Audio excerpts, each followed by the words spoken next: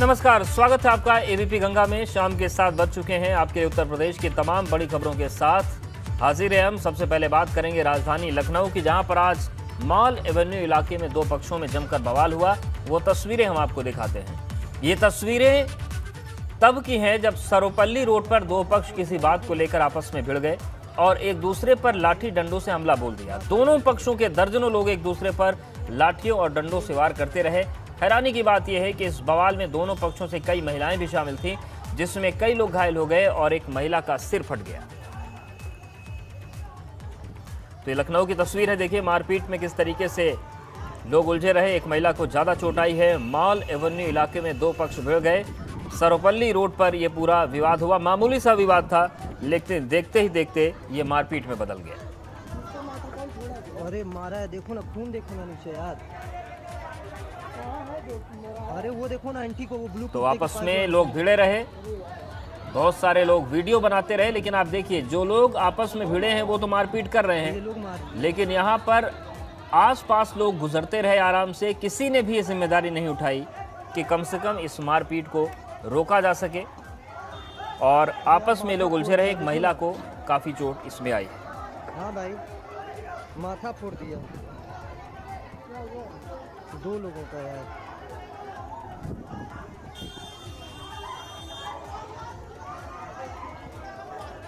तो mall Avenue इलाके में दो पक्ष आपस में भिड़ गए। मामूली सा विवाद था बताया जा रहा है, लेकिन ये मामूली विवाद महासंग्राम में तब्दील हो गया।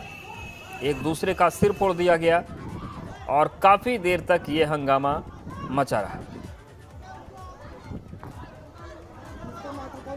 अरे मारा है, देखो ना, खून देखो ना नीचे यार। अरे वो देखो ना आंटी को, वो ब्लू कुर्ते के पास जो आंटी है। कौन मारा है? और अगली खबर कन्नौज से है, जहां पर रसूलपुर नाम के गांव में हुए झगड़े के दौरान एक युवक का असलहा लहराते हुए वीडियो सामने आया। घटना गुरुवार देर शाम की बताई जा रही है। यहां पर एक युवती पर कुछ युवकों ने आपत्तिजनक टिप्पणी कर दी, लेकिन महिला ने जब इस बात का विरोध किया तो दबंग युवक ने लाइसेंसी बंदूक निकालकर हवा में लहराना शुरू कर दिया और महिला से मारपीट करने लगा। पीड़ित महिला ने थाने पहुंचकर घटना का वीडियो पुलिस को दिया और कार्रवाई की मांग की, जिसके बाद युवकों की तलाश में पुलिस गांव के खाक छान रही है, लेकिन अभी तक आरोपियों की गिरफ्तारी नहीं हो पाई।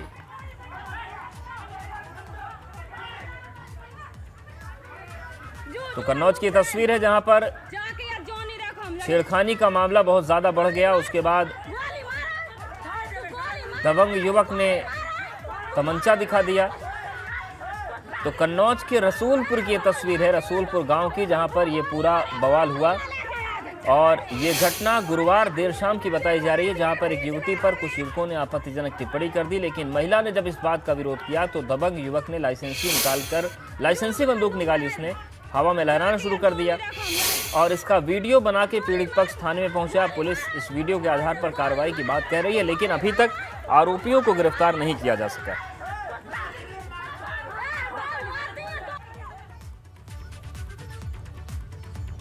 उत्तर प्रदेश में कहर बरपाने के बाद अब कोरोना की रफ्तार धीरे धीरे कम हो रही है। बीते 24 घंटे में यूपी में कोरोना के 7,735 नए मामले सामने आए हैं, जबकि 24 घंटे में प्रदेश में 17,668 कोरोना मरीज ठीक होकर अस्पताल से डिस्चार्ज हुए। यूपी में कई दिनों के बाद कोरोना मरीजों की मौत के आंकड़ों में कमी आई है और अब मौत के आंकड़े 200 के नीचे आ चुके हैं। बीते 24 घंटों में यूपी में कोरोना से 172 कोरोना मरीजों की मौत हुई है। प्रदेश में अब तक कोरोना से 18,760 लोगों की मौत हो चुकी है। यूपी में इस वक्त कोरोना के कुल 1,06,276 एक्टिव केस है। वहीं बात करें राजधानी लखनऊ की, तो लखनऊ में बीते 24 घंटे में कोरोना के 286 नए मामले सामने आए, जबकि 1,046 लोग डिस्चार्ज कर दिए गए। राजधानी में बीते 24 घंटे में 29 कोरोना मरीजों की मौत भी हो गई। लखनऊ में इस वक्त कोरोना के कुल 6,600 एक्टिव केस है।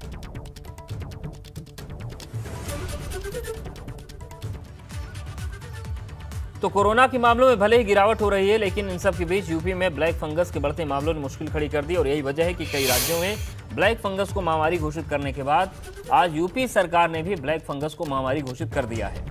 प्रदेश में अब तक ब्लैक फंगस के 310 मामले सामने आ चुके हैं और अब तक इस बीमारी ने 19 लोगों की जान ले ली है। राजधानी लखनऊ में भी ब्लैक फंगस के मरीजों की संख्या लगातार बढ़ रही है। गुरुवार को इसके कारण 4 मरीजों की मौत भी हो गई। ब्लैक फंगस से प्रदेश में अब तक 19 मौत। ब्लैक फंगस को महामारी घोषित करने वाला यूपी 8वां राज्य है। इससे पहले गुजरात, तेलंगाना, राजस्थान, असम, ओडिशा, पंजाब और चंडीगढ़ इसे महामारी घोषित कर चुके हैं।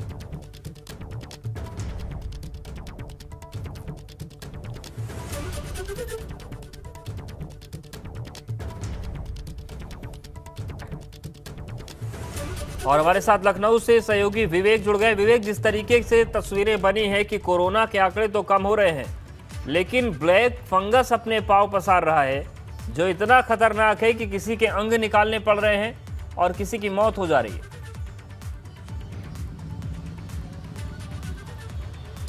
जी अवधेश, देखिए कोरोना के जो गंभीर मरीज हैं, गंभीर लक्षण वाले मरीज हैं, उनको ब्लैक फंगस की शिकायत हो रही है और स्टेरॉइड के सेवन से और डायबिटीज़ के जो पीड़ित हैं, जिनको ब्लड शुगर की समस्या है, उनको ये बीमारी संक्रमण की घेर रही है। और जिस तरह से केसेस लगातार बढ़ रहे हैं, चिंता का विषय है।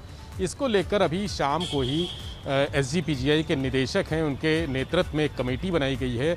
वो कमेटी इस बीमारी से जो लड़ने के लिए दवाएं हैं और उसकी रोकथाम के तरीके हैं, उनकी मॉनिटरिंग करेगी, उनकी व्यवस्था करेगी।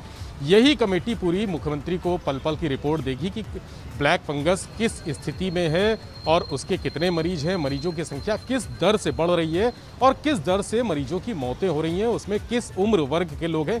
ये सारी स्टडी SGPGI के जो डायरेक्टर हैं, उनके नेतृत्व में बनी कमेटी स्टडी करेगी और बहुत जल्द ये सारी रिपोर्ट अपनी वहाँ मुख्यमंत्री को सौंपना शुरू करेगी। ये डेली बेसिस पर रिपोर्ट देगी। तो ये इतना गंभीर बीमारी है कि मुख्यमंत्री इसको लेकर पहले ही बहुत गंभीर संजीदा हैं और उन्होंने कहा है कि इस बीमारी को रोकने के लिए जो इंजेक्शंस हैं, उनकी मार्केट में अनुपलब्धता है, बहुत कमी है। चूँकि आपको बता दें कि इससे पहले जो फंगस के इंजेक्शन थे वो PGI में ही, पूरे यूपी में सिर्फ PGI में ही इनकी व्यवस्था थी और वो साल में करीब 10,000 इंजेक्शन लगते थे। लेकिन जिस तरह से ब्लैक फंगस के जो संक्रमित लोग सामने आ रहे हैं और एक व्यक्ति को 40 से 50 डोज देनी पड़ रही है, तो इस इंजेक्शन की मांग एकदम से अचानक बढ़ गई है।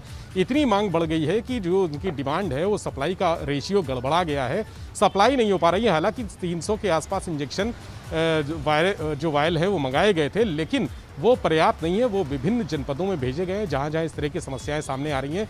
लखनऊ में भी उनका इस्तेमाल हो रहा है, लेकिन अभी इंजेक्शन और जो मेडिसिन है, इसकी दवाएं हैं, कुछ सिरप है, कुछ टैबलेट है, उसकी भी आपूर्ति के लिए कहा गया है। जो 2DG दवा है जो DRDO ने बनाई है, उसकी भी आपूर्ति बहुत जल्द सुनिश्चित कराने के लिए कहा गया है कि ये कोरोना और ब्लैक फंगस दोनों से लड़ने के लिए पूरी दवाएं पर्याप्त मात्रा में हो। देखिए, ऑक्सीजन अस्पतालों की व्यवस्था दुरुस्त हो चुकी है, लेकिन अब जिस तरह से ब्लैक फंगस नई बीमारी के रूप में सामने आया है, उसको लेकर चिंता की विषय है। चूँकि आगे आने वाला मौसम बारिश का है और ये बीमारी फंगस की नमी में पनपती है, फैलती है।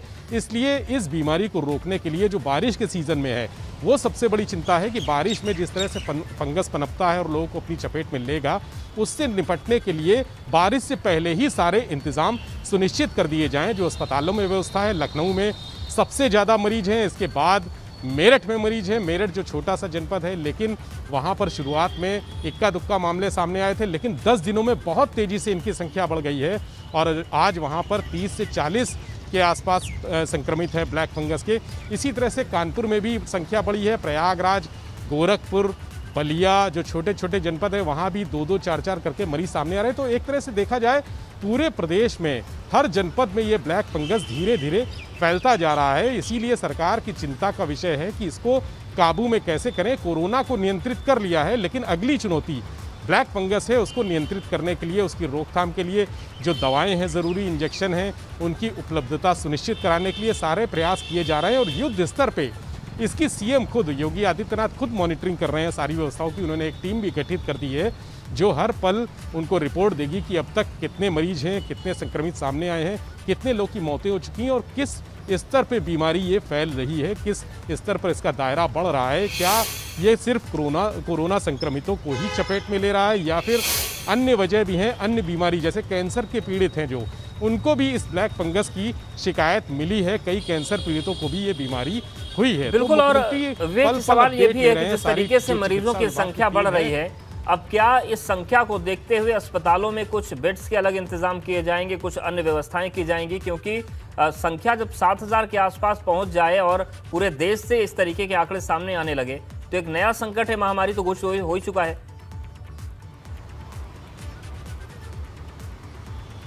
जी, निश्चित तौर पे अवधेश, अभी तक जो पूरे प्रदेश में इसके लिए ब्लैक फंगस के लिए व्यवस्थाएं सुनिश्चित की जा रही हैं। अभी बहुत चूंकि शुरुआती लेवल है, ये संक्रमण का दर धीरे धीरे फैल रही है संक्रमण इसकी, तो अभी शुरुआती लेवल पर एक एक अस्पताल किया गया है प्रदेश के हर जनपद में। लेकिन लखनऊ में 5 बड़े अस्पतालों में ब्लैक फंगस के मरीजों को उपचार की सुविधा दी जा रही है।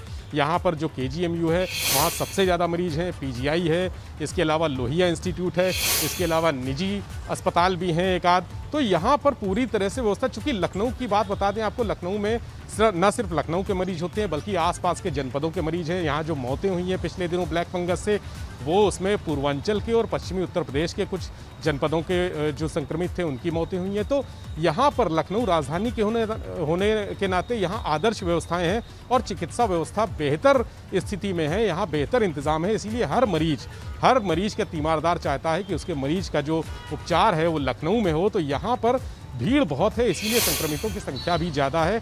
इसीलिए यहाँ 5-6 बड़े अस्पताल हैं, वहाँ पर ब्लैक फंगस के जो मरीज हैं उनको भर्ती कराने के लिए और उनका उपचार के लिए, उसके लिए जो स्पेशल चिकित्सक हैं, जो टीम है चिकित्सकों की जो इस बीमारी का पहचान करके उसके सारे टेस्ट करके उसको ट्रीट कर रहे हैं, उनको तैनात किया गया है वहाँ पर।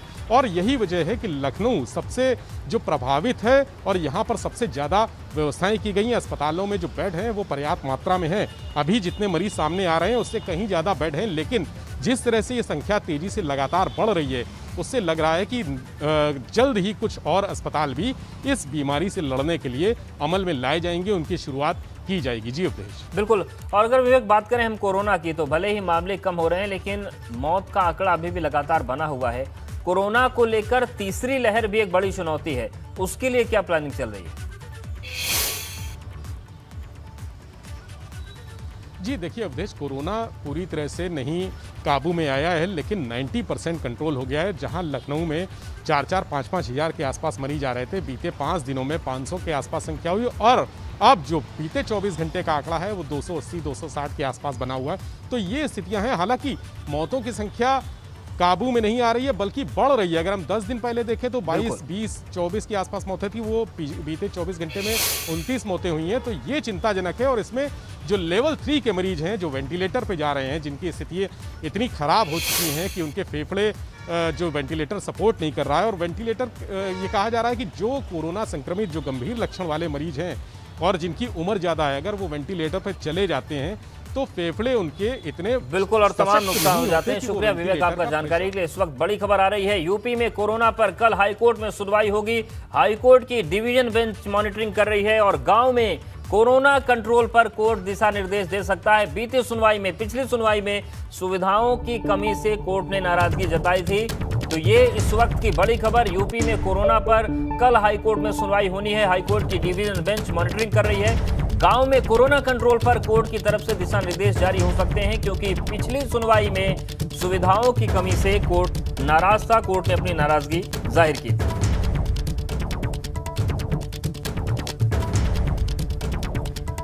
तो कल कोरोना पर सुनवाई होनी है। सरकार की तरफ से कोरोना कंट्रोल को लेकर जानकारी दी जाएगी। हालांकि पिछली सुनवाई में कोर्ट ने सुविधाओं की कमी को लेकर अपनी नाराजगी जाहिर की थी और हाईकोर्ट की डिवीजन बेंच मॉनिटरिंग कर रही है। मोहम्मद मोइन हमारे साथ जुड़ रहे हैं। मोइन, जिस तरीके से कल सुनवाई होनी है, कितनी महत्वपूर्ण हो सकती है? देखिए, इलाहाबाद हाईकोर्ट लगातार कोरोना से जुड़े हुए जो हालात उत्तर प्रदेश के हैं उनकी मॉनिटरिंग कर रही है, सरकार को जरूरी दिशा निर्देश देती है, अपने सुझाव देती है।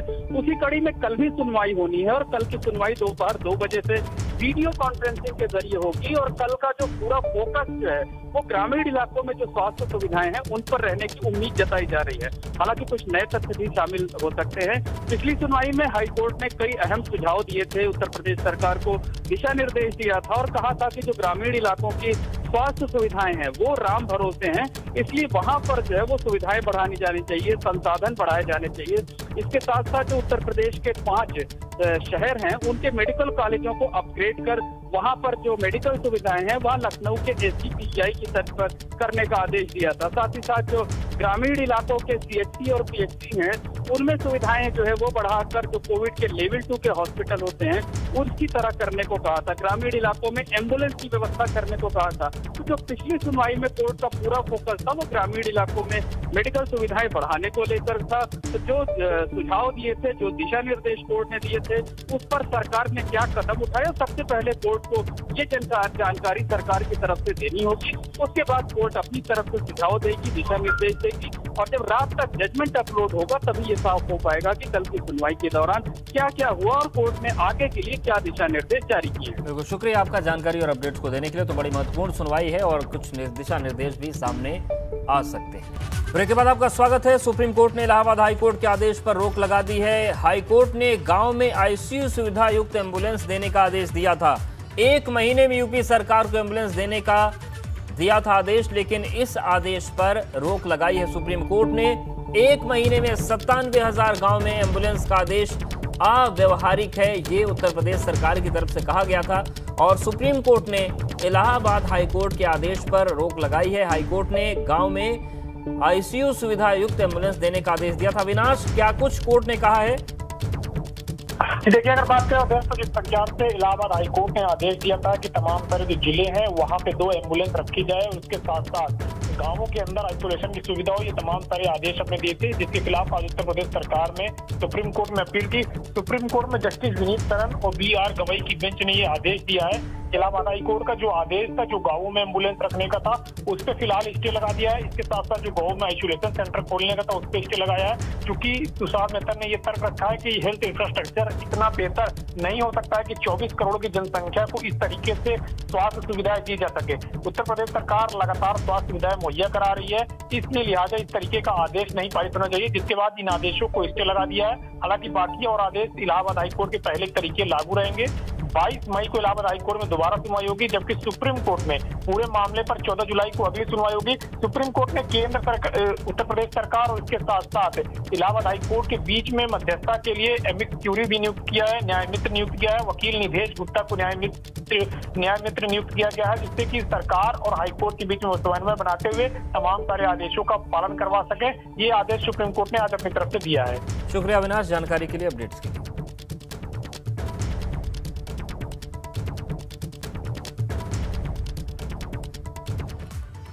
कन्नौज में सौरिक थाना इलाके के रसूलपुर गांव में झगड़े के दौरान एक दबंग का महिला को गोली मारने की कोशिश का वीडियो वायरल हो रहा है। बताया जा रहा है कि गुरुवार शाम को गांव के रहने वाली महिला पर दबंग युवक ने कुछ कमेंट्स किए। महिला ने जब इसका विरोध किया तो दबंग युवक ने लाइसेंसी बंदूक निकालकर जान से मारने की धमकी दी और महिला से मारपीट करने लगा। शोरगुल सुनकर गांव के लोगों ने बीच बचाव किया और किस तरीके से महिला की जान बची, पूरी घटना का वीडियो वहां पर किसी ने बनाकर सोशल मीडिया पर वायरल कर दिया और वीडियो वायरल होने के बाद पुलिस प्रशासन हरकत में आया। पीड़ित महिला ने पुलिस में शिकायत कर दबंग युवक पर कार्रवाई की मांग की है। पुलिस फरार युवक की तलाश में जुटी है, लेकिन अब तक आरोपियों की गिरफ्तारी नहीं हो पाई। कानपुर में एबीपी गंगा की खबर का बड़ा असर हुआ है। खबर दिखाने के बाद हैलेट अस्पताल प्रशासन ने शासनादेश से आगे जाकर ब्लैक फंगस के मरीजों को मुफ्त में इंजेक्शन उपलब्ध कराया। मरीज की पत्नी ने गरीबी के चलते इंजेक्शन खरीदने में असमर्थता जताई थी, तो हैलेट प्रशासन ने ये अच्छा काम भी किया है और एबीपी गंगा की खबर का असर हुआ है।